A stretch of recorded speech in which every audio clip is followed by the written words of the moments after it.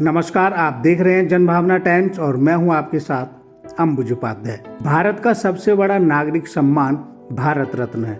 यह उन महान भावों को दिया जाता है जिन्होंने कला, साहित्य, विज्ञान, समाज सेवा और खेल के क्षेत्र में उल्लेखनीय और असाधारण योगदान के जरिए राष्ट्र की सेवा की हो। भारत के पहले राष्ट्रपति डॉक्टर राजेंद्र प्रसाद ने 2 जनवरी 1954 को भारत रत्न की शुरुआत की थी। उस साल 3 महानुभावों को यह सम्मान दिया गया था। यह कोई अनिवार्य नहीं है कि भारत रत्न सम्मान हर साल दिया जाए। भारत रत्न देने के लिए नामों की सिफारिश भारत के प्रधानमंत्री द्वारा राष्ट्रपति से की जाती है, जिसके बाद राष्ट्रपति द्वारा उस व्यक्ति को सम्मान दिया जाता है। इस पुरस्कार के तहत प्राप्तकर्ता को राष्ट्रपति द्वारा हस्ताक्षरित एक सनद यानी कि एक प्रमाण पत्र और पदक प्राप्त होता है। पुरस्कार में कोई मौद्रिक अनुदान नहीं होता है। बता दें कि इसी तरह खेल के क्षेत्र में विशिष्ट उपलब्धि हासिल करने वालों को भी भारत रत्न सम्मानित करने का प्रावधान बाद में किया गया है। वर्ष 2014 में सचिन तेंदुलकर खेल के क्षेत्र में भारत रत्न पाने वाले अब तक इकलौते भारतीय हैं। आइए जानते हैं देश के इस सर्वोच्च नागरिक सम्मान से जुड़े कुछ महत्वपूर्ण तथ्य। प्रतिवर्ष भारत रत्न देश के राष्ट्रपति द्वारा 26 जनवरी को दिया जाता है। 1954 से अब तक 48 महानुभावों को यह सम्मान दिया गया है।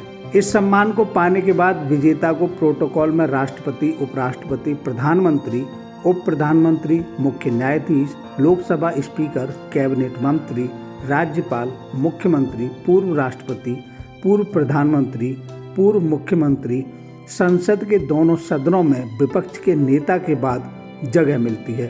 सम्मान प्राप्त करने वाला व्यक्ति देश के लिए वीआईपी होता है।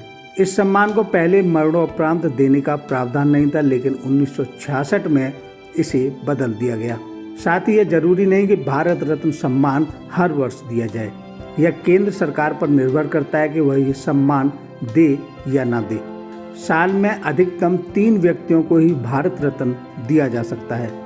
इस पुरस्कार को 13 जुलाई 1977 से 26 जनवरी 1900 के बीच निलंबित कर दिया गया था। अब तक 48 लोगों को इस पुरस्कार से सम्मानित किया जा चुका है। हालांकि वर्ष 1992 में सुभाष चंद्र बोस को भी यह पुरस्कार दिया गया था, परंतु उनकी मृत्यु विवादित होने के कारण भारत सरकार ने इस सम्मान को वापस ले लिया। आइए एक नज़र डालते हैं 2014 से 2019 तक किन किन महानुभावों को भारत रत्न से सम्मानित किया गया है। 2014 में भारतीय क्रिकेटर सचिन तेंदुलकर को भारत रत्न से सम्मानित किया गया। वहीं जाने माने वैज्ञानिक व केमिस्ट्री के विशेषज्ञ CN राव को भारत रत्न से सम्मानित किया गया। पूर्व प्रधानमंत्री अटल बिहारी वाजपेयी को भारत रत्न से सम्मानित किया गया। आपको बताते चलें कि अटल बिहारी वाजपेयी जाने माने राजनेता, 10वें प्रधानमंत्री, कवि और पत्रकार थे।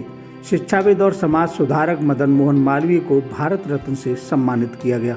वहीं 2019 में पूर्व राष्ट्रपति और राजनेता प्रणब मुखर्जी, भारतीय समाज सेवी और जनसंघ नेता नानाजी देशमुख के साथ गायक भूपेन हजारिका को भारत रत्न से सम्मानित किया गया। 2019 के बाद भारत रत्न पुरस्कार किसी को नहीं दिया गया है।